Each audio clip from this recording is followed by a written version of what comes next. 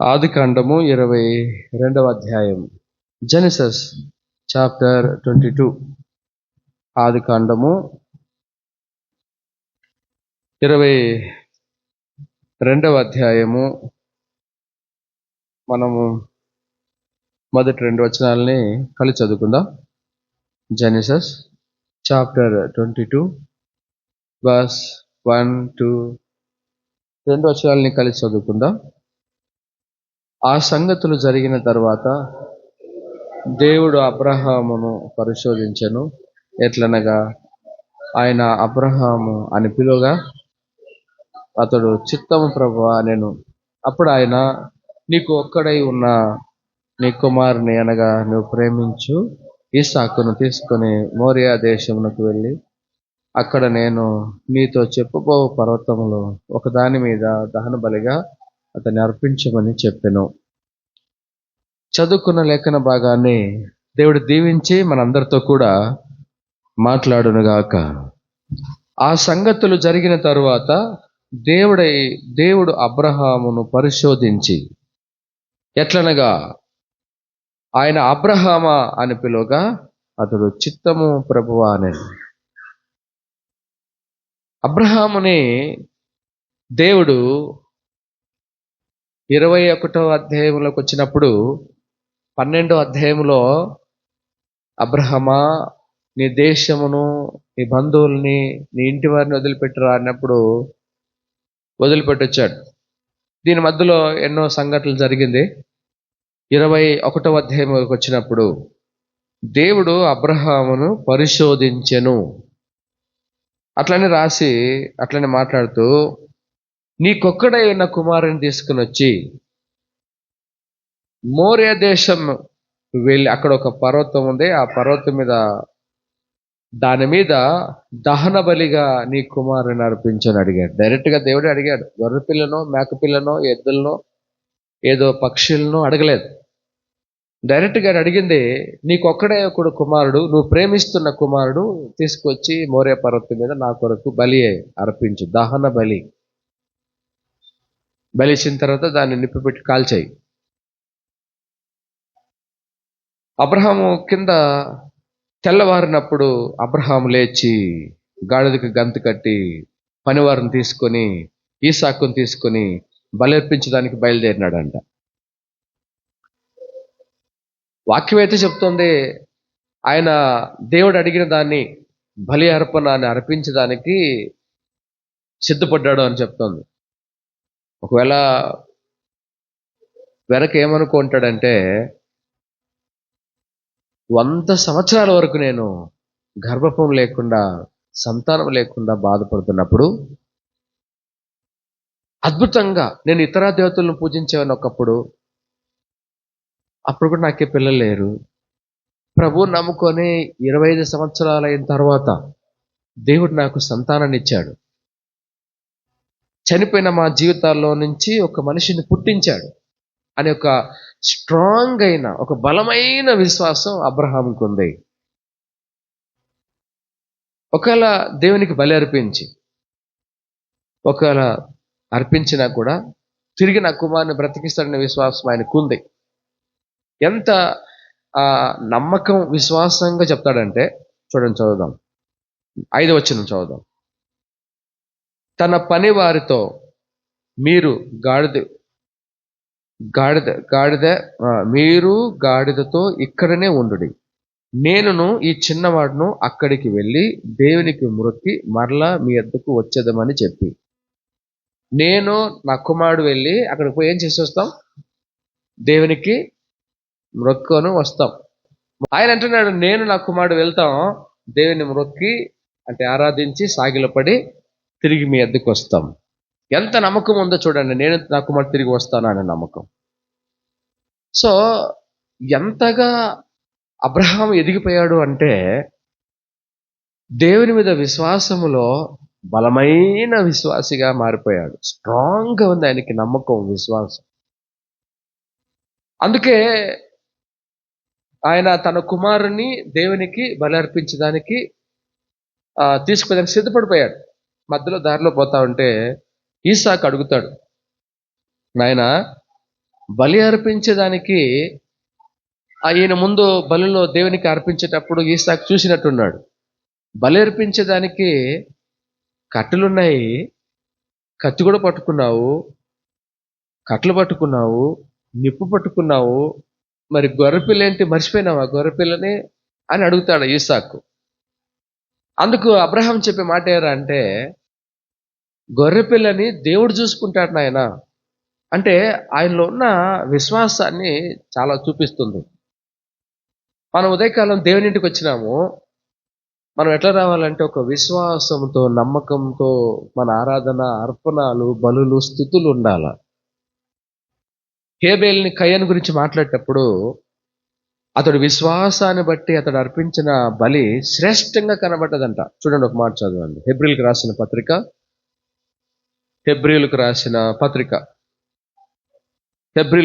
పత్రిక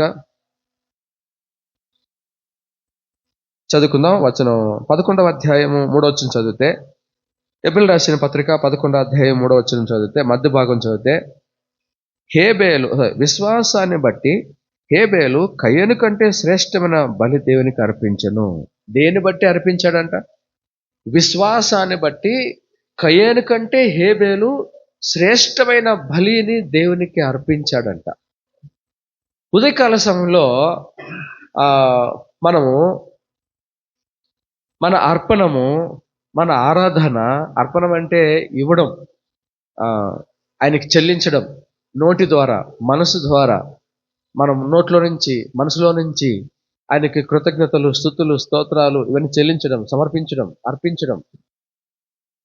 సరే, సో మన విశ్వాసంతో కూడిన ఆరాధన, నమ్మకంతో కూడిన ఆరాధన.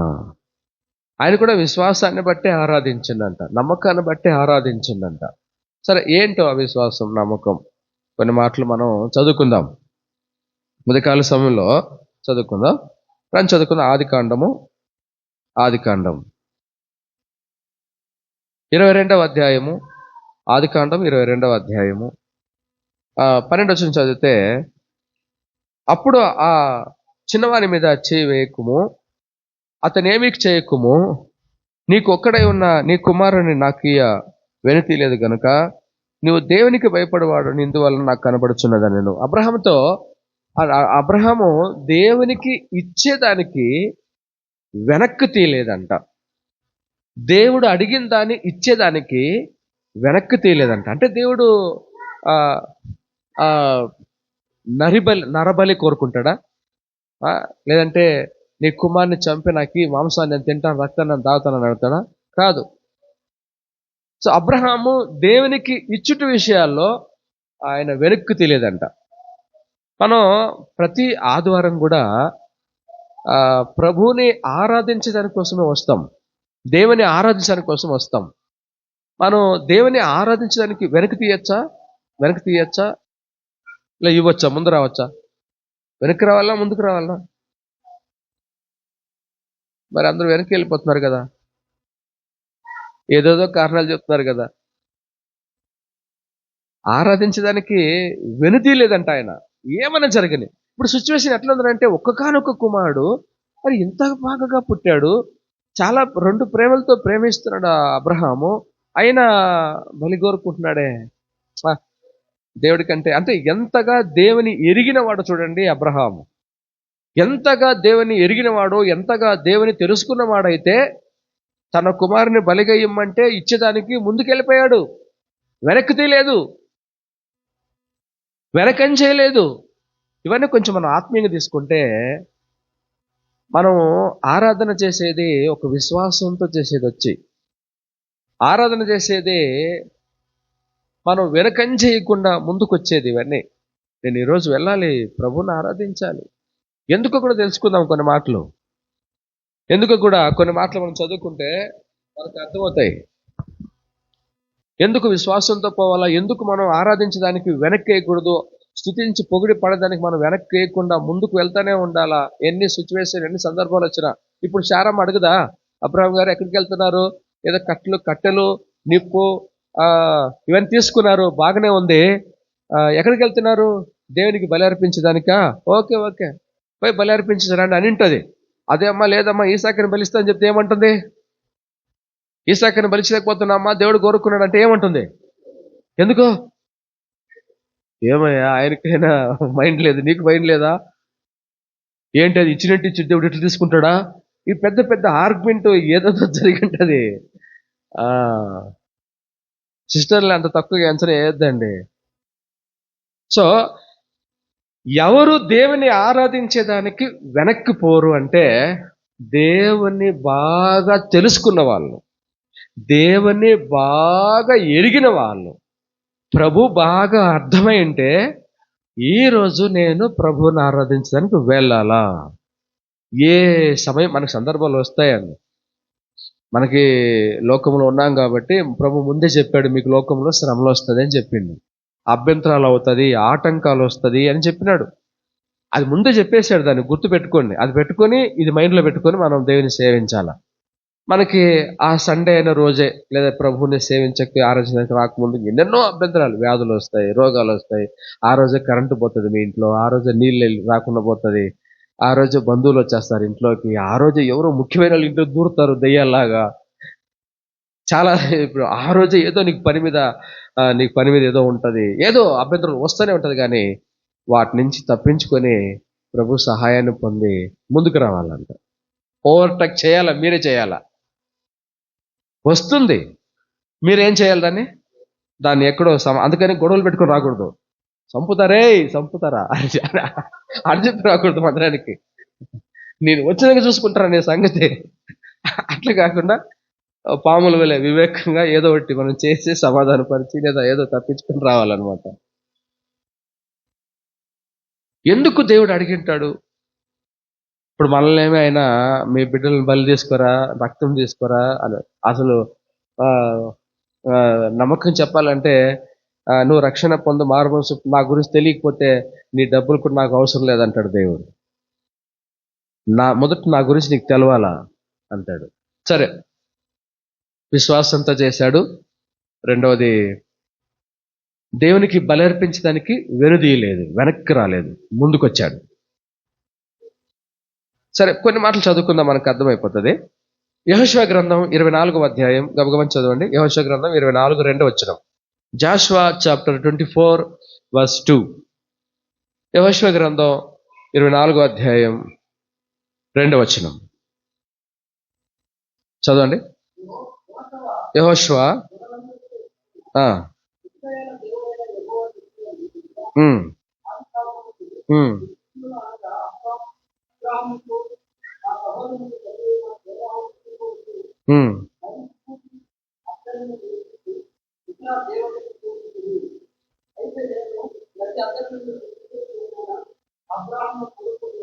ఆ పక్కకి అటువైపుకి ఉన్నాడంట. నది అవతల అబ్రహాము ఇతర దేవతల్ని, తమకు ఎరగని దేవతల్ని పూజించి ఆరాధించి నది అవతలుంటే అబ్రహాముని ఇటువైపునకు తీసుకొచ్చాడంట, ఇటువైపు వచ్చేసుకొచ్చాడంట. మనమందరూ కూడా మనకు తెలియని దేవుళ్ళు, దేవతలు, దేవుళ్ళ వైపు మనం కూడా లోకం వైపు ఉన్న వాళ్ళం. మనం కూడా అబ్రహాముని ఎట్లా అటువైపు నుంచి ఇటువైపునకు తిప్పుకుంటూ వచ్చినాడో తన వైపునకు, మనం కూడా అటువైపు నుంచి ఇటువైపునకు వచ్చాం. మనం దాటి వచ్చాం చెప్పాలంటే. ఒకప్పుడైనా విగ్రహారాధనలు చేస్తూ వాటి మీద కాలక్షేపం గడుపుతూ అట్లున్న ఆయన్ని ఇటువైపు తీసుకొని వచ్చి ఇంకో మాట చదువుదాం. యెషయా గ్రంథం 51వ అధ్యాయం 2వ వచనం. Isaiah chapter 51 verse 2. యెషయా గ్రంథం 51 2వ వచనం. మీ తండ్రి అయిన అబ్రహాం సంగతిని ఆలోచించండి. అతడు ఒంటరిగా ఉంటే నేను అతన్ని పిలిచితిని, అతన్ని ఆశీర్వదించి ఎక్కువ మందిని చేశాను అన్నాడు. అతడు ఒంటరిగా ఉన్నాడంట. భార్య లేదా, బంధువులు లేరా, కుటుంబస్తులు లేరా? ఉన్నారు.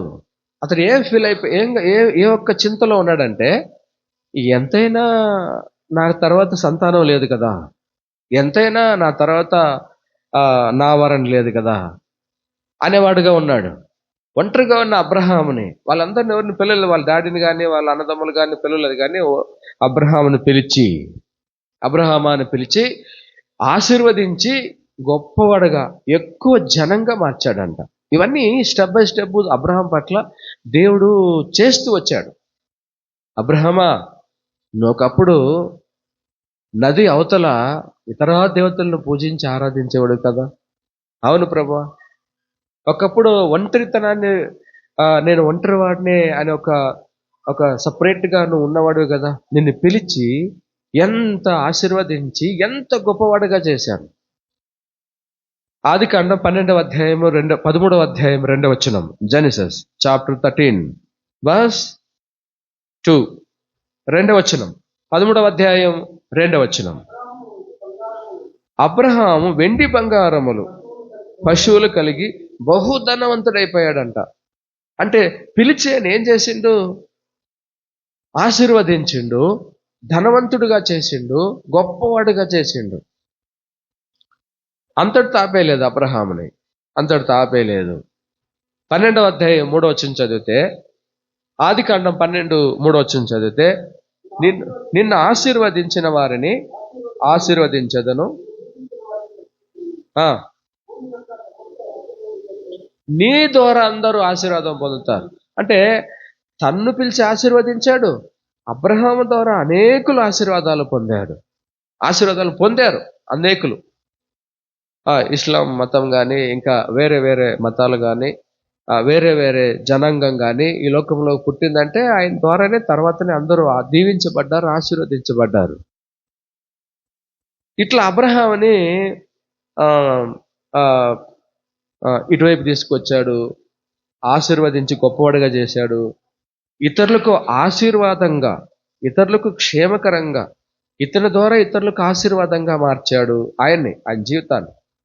తన జీవితంలో ఒక చిన్న సమస్య ఉండేది. 13వ అధ్యాయము 8వ వచనం. కాబట్టి అబ్రహాము మన బంధువులు గనుక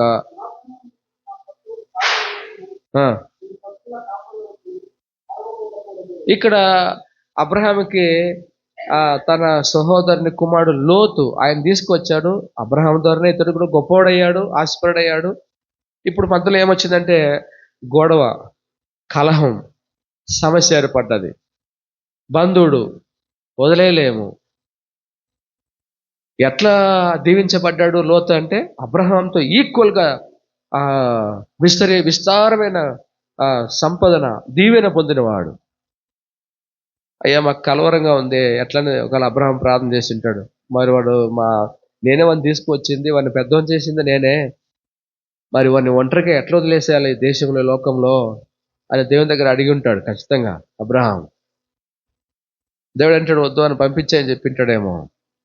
అందుకే అబ్రహాం అన్నాడు, ఎట్లా సమస్య, వాళ్ళ ఇంట్లో కలవరం వచ్చినప్పుడు, వాళ్ళ ఇంట్లో యుద్ధం వచ్చినప్పుడు, లేకపోతే వాళ్ళ ఇంట్లో వాదం పుట్టినప్పుడు, ఒక అసమాధానం పుట్టినప్పుడు అబ్రహాముని లోతుని, నీ ఇష్టం, నీకు ఎక్కడ కావాలంటే ఎక్కడికి వెళ్ళిపో, నువ్వు నేను కొంచెం దూరంగా ఉండిపోదాం, లేదంటే కలహం వస్తుంది, వాదం వస్తుంది అంటే అక్కడి నుంచి కూడా దేవుడు సాయం చేశాడు. ఎప్పుడైతే ఈ లోతు అబ్రహాం దగ్గర నుంచి వెళ్ళిపోయాడో, అబ్రహమా తూర్పు, పడమర, ఉత్తర, దక్షిణ 4 దిక్కులు చూసుకో, ఇవన్నీ నీకు ఇస్తానన్నాడు. ఎందుకు లోతును తోసివేయడం అంత కష్టమా అంటే కష్టమే. ఎందుకంటే అతను లోతుకి అమ్మనాన్న లేరు. ఇంకోటి లోతు అంటే లోకాన్ని బిగువుగా పాము చుట్టుకునేవాడు. అందుకే ఆడపై చుట్టుకున్నాడు. పోయి సొదొమ గొమొర్రా పట్టణాలు బాగా గట్టిగా చుట్టుకున్నాడు. ఆయన బయటికి అగ్నిగుండం వచ్చి దేవుడికి కాల్చేస్తాడంటే మేము ఇక్కడే ఉంటామని ఒక స్తంభానికి చుట్టుకున్నట్లు, పాము చుట్టుకున్నాడు పోయి లోకానికి. ఇంక ఇట్లెట్ల పోతే కాబట్టి వీడు చుట్టుకునే మనిషే, వీడు బిగువుగా చుట్టుకుంటాడు నన్ను అనే అట్లాంటి దాంట్లో నుంచి కూడా దేవుడు విడుదల ఇచ్చాడు. ఇంకొక చింత ఉండేది. ఏముండేది? ఇంకొక చింత, బాధ ఉండేది అబ్రాహాముకి. ఏముండేది? 15వ అధ్యాయము 2వ వచనం. ఆదికాండం 15వ అధ్యాయం 2వ వచనము. అందుకు అబ్రహాం, ప్రభువైన యెహోవా నాకేమి ఇచ్చిననేమి, నేను సంతానం లేనివాడనై పోవచ్చున్నానే. అయ్యా, నువ్వు నాకేమిస్తే ఏం ప్రయోజనం? గొర్రెలు ఇచ్చావు, మేకలు ఇచ్చావు, ఎద్దులు ఇచ్చావు, పని వాళ్ళు ఇచ్చినావు, భార్యని ఇచ్చినావు, అందరు ఇచ్చినా బాగానే ఉంది, కానీ నాకు సంతానం లేదు కదా. నా ఆస్తి అంతటికి నా దగ్గర ఉన్న నమ్మకస్తుడైన ఎలియేజరే కదా దీనికి వారసుడు అవుతాడు. అతనే నమ్మకస్తుడు, నాకు బిడ్డలాగా ఉన్నాడు. ఆయన ఒక విధంగా చింతపడేవాడు, దుఃఖపడేవాడు, బాధపడేవాడు. అప్పుడేం చేసిండు?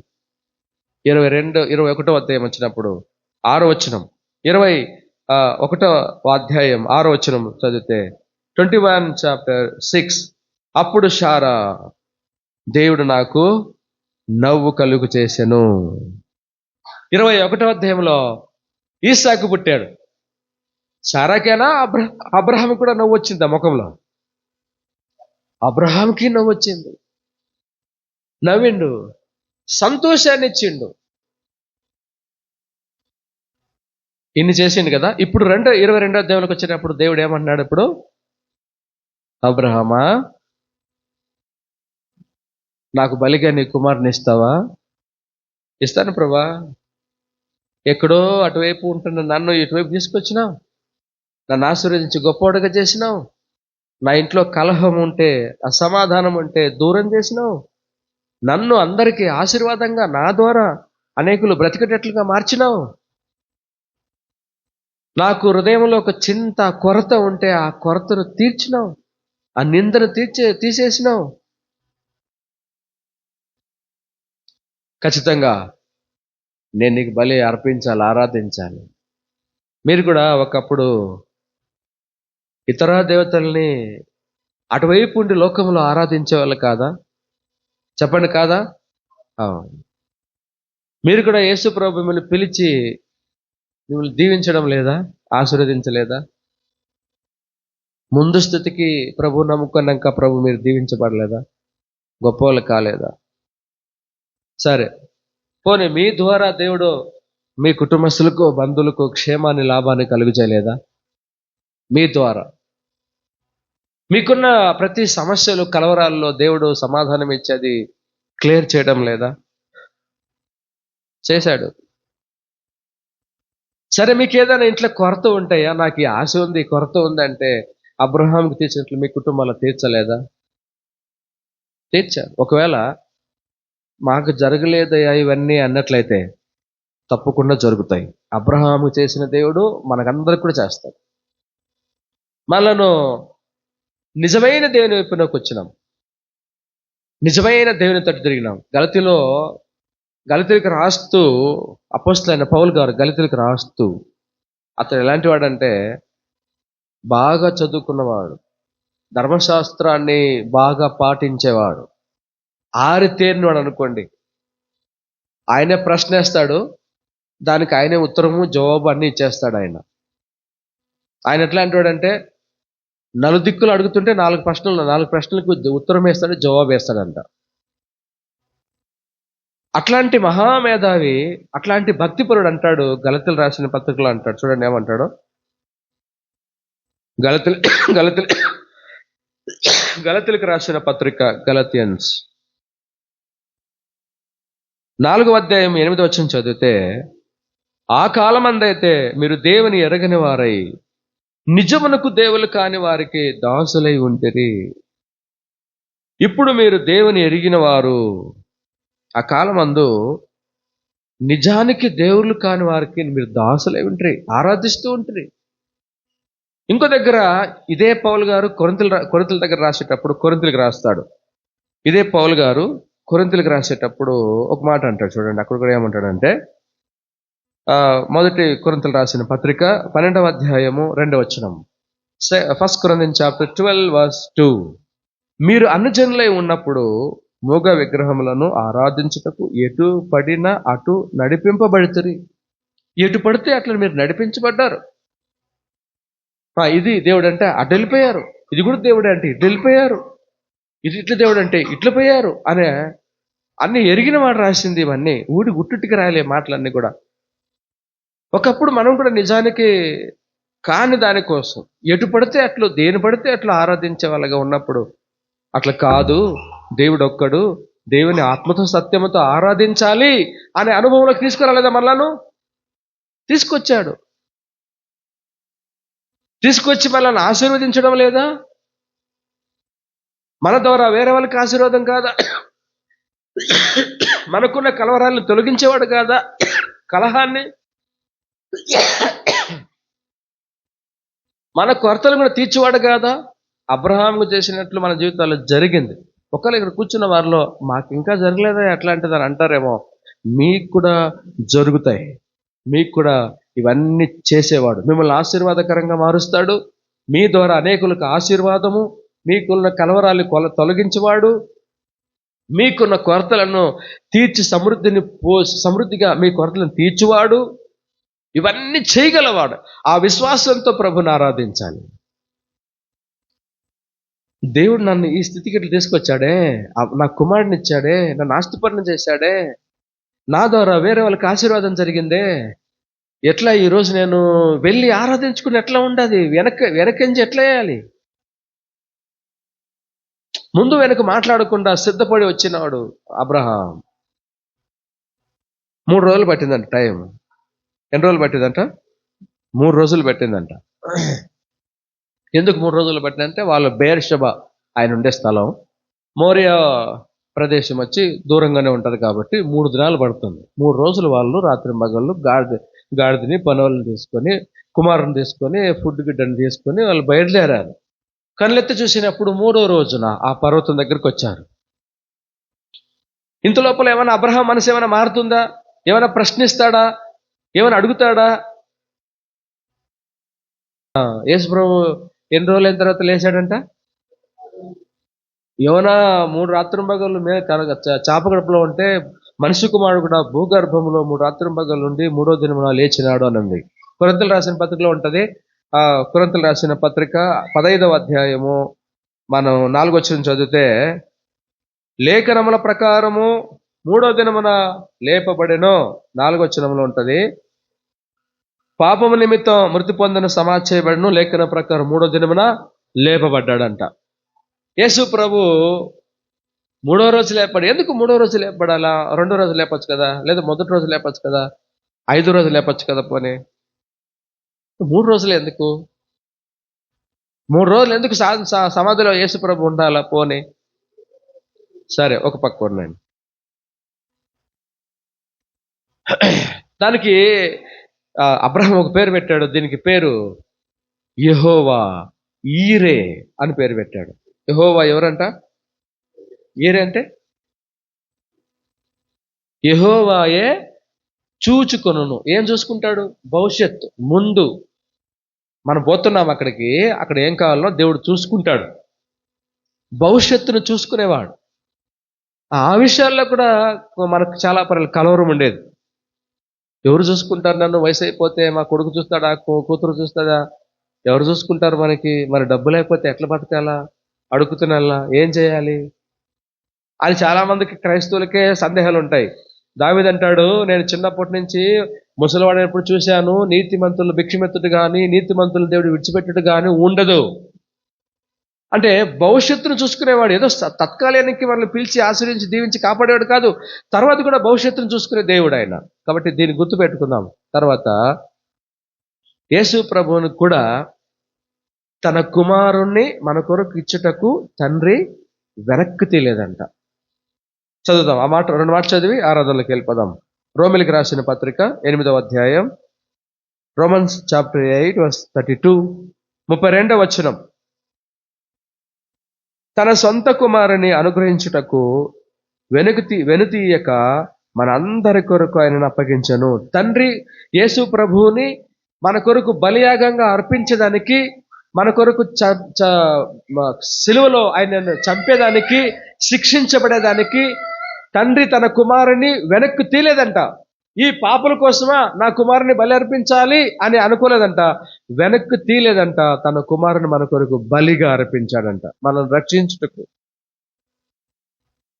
అప్పుడు నువ్వు ఎట్లా వెనక్కి తీస్తావు దేవుని ఆరాధించే విషయాల్లో, పొగిడి పాడే విషయాల్లో కదా? సరే, 3 రోజులు ఎందుకంటే 3 అనేది దైవత్వాన్ని చూపిస్తుంది, తండ్రి కుమార పరిశుద్ధాత్మ చూపిస్తుంది. ఇంక చెప్పాలంటే లోకంలో లోకం అంటే ఏమిటి? లోకంలో ఏముంది అంటే, లోకంలో నేత్రాశ, శరీరాశ, జీవపు డంబం. ఆత్మ ప్రాణ దేహాన్ని పరిశుద్ధపరిచేదానికి, ఈ ఆత్మను, మనలో ఉన్న ఆత్మను, ప్రాణాన్ని, దేహాన్ని పరిశుద్ధపరిచేదానికి ఈ నేత్రాశ, శరీరాశ, లోకాశలు, లోకాన్ని జయించేదానికి ఈ 3 అనే దాన్ని చూపిస్తుంది.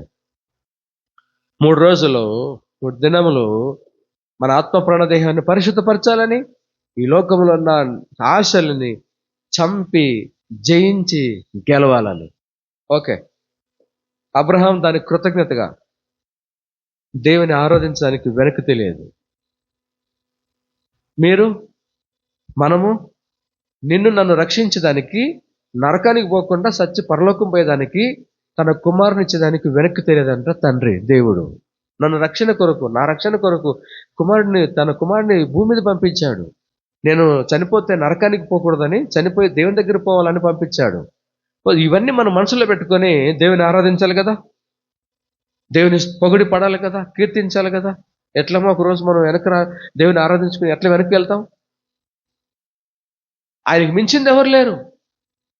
కాబట్టి తన కుమారుణ్ణి మన కొరకు వెనక్కి తీయకుండా నీ కొరకు బలి అర్పించాడు, నిత్య జీవానికి వారసులవుటకు. మనం ఎట్లా ప్రభు విషయాల్లో వెనక్కి తీస్తాం?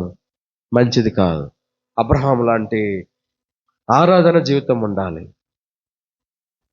ఆయన అడిగేది హృదయంలో నుంచి కృతజ్ఞత, స్తుతి, ఆరాధన. మీకు చేసిన మేలుకు తగినట్లుగా ప్రవర్తించండి. మీకు చేసిన మేలుకు ప్రభువుని వెళ్ళి ఆరాధించాలి. నా జీవితం ఇట్లా ఉందంటే, నేను ఇలా ఉన్నానంటే అది నా ప్రభువు, నా దేవుడు. ఎట్లా ఆరాధించకుండా మౌనంగా ఎట్లా ఉండగలను? ఎట్లా ఈ రోజు అక్కడికి వెళ్లకుండా ప్రభుని సేవించుకుని ఎట్లా ఉండగలను? వెనక్కి తీసేదే ఉండదు.